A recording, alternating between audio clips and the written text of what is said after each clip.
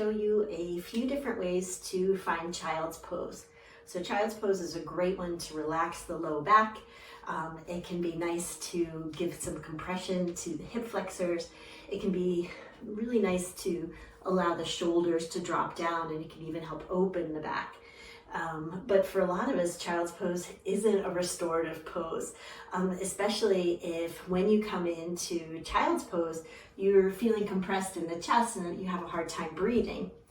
And so one of the ways that I like to support people in child's pose is through props. And child's pose can also be hard on people's knees. And so I don't love the term full expression of the pose, but you'll see people coming into child's pose with knees really wide, big toes to touch, and they can just come down. And I'm pretty flexible because I've been at this for a long while. I'm a little bit hypermobile in the joints. So this isn't like the ideal pose, but this is frequently how you'll see people getting into the pose, allowing the belly and the chest to come pretty close to the earth, the forehead down, the arms forward. For me, this is pretty pinchy in the shoulders. My shoulders do not love this forward posture, especially being close into my head or arms in line with the shoulders. And so for here, in this full expression of the pose, there's a lot of compression at the hip flexors. And you can see how it's a big rounding of the back, or even for some of us, more flattening out of a rounded back. So there are a lot of potential issues, and even with the feet. So, and of course with the knees.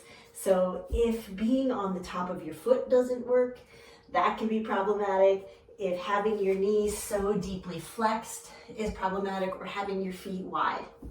So what I love to show are different variations that folks can do to make child's pose work for their body. And that's really the key of yoga.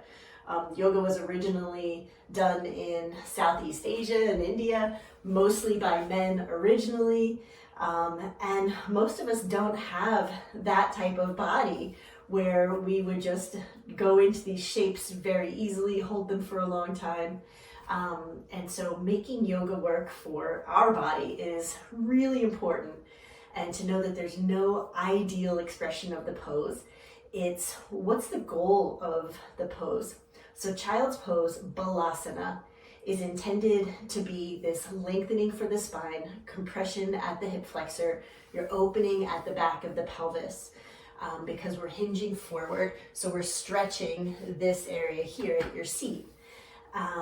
And so ideally, those are kind of the goals of the pose. You might find a gentle opening for the inner thighs. So what we want to do is, how can we achieve those goals with your body, or whatever body you're coming to your yoga practice with? And so the first step is, if you have knees and being on the ground is challenging for those kneecaps, you can simply bring a blanket. You might even need it to be a little bit wider for beneath your knees and beneath your shins. So that's option one. This might be more than enough for it to be comfortable for you. So if having your foot flattened out like this doesn't work for the top of the ankle bone, you might roll your blanket up, and that way you can have your foot and it's a little bit bent over that blanket at the ankle. Your ankle is a little bit flexed rather than pointed and flattened. You can do that quite a lot. So the next modification that I like to give is, if having your seat close to your heels is too much for your low back, you might lift your seat. So first step might be to bring a bolster between your seat and your heels. That can feel great no matter who you are. This just feels lovely in my low back. It allows my rib cage to hinge at the thoracic spine, just drops down. Yeah, so that feels really lovely. So you can continue to raise your seat, and you can also raise your front. So I love having all of the props. So from here, having a raised seat and a cushioned front, Beautiful. Really nice. So if you're at a yoga studio and they say come into child's pose, so for those of us who have a bigger chest, child's pose in the traditional sense, you come in and your chest moves up toward your throat, and it can be really hard to breathe for some folks. So what I'd like to suggest, first step is to just raise the head. So raising the head up on a block is pretty easy. You can even raise your head up on 2 blocks. Can be really nice. So if you have a larger chest, this can be a great option. So keeping the hips elevated in puppy pose is a nice alternative. So if you have pinching at the hip flexors in child's pose, staying in puppy pose, and puppy pose is hips over the knees, whether the toes are together or feet hip distance or knee wide, doesn't really matter. Whatever feels best in your body. So those are a couple options for this child's pose, balasana. If the shoulders get pinchy when you move forward, you might widen your arms. So bringing the arms wide can feel better for the shoulders. Bending the elbows can be even more gentle. So really listening to what's happening in your body in the shoulder joint here. I like bringing the hands back by the feet and letting the shoulders just round and drape. Can feel nice. So for those for whom wide leg doesn't work, you can always do child's pose with the legs together. So this is sometimes called thunderbolt pose or rock pose, but coming here is perfectly fine. And so sometimes when you go to a yoga studio and you find your own modification, the yoga teacher might not know that you are making a modification to like the traditional shape.